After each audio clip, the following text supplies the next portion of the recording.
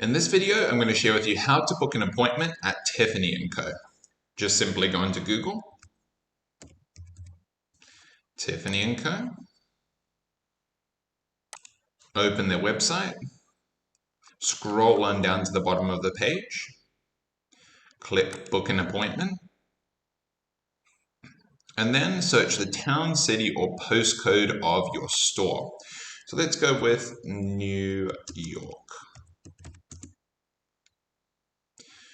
And then we have the flagship store there. You'll go in here to select.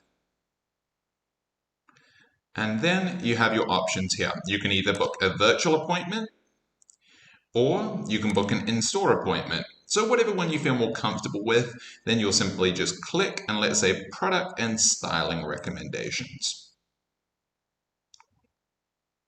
Then you have the option here in the booking system to arrange your booking for your appointment at Tiffany Co. at the selected location of your personal choice.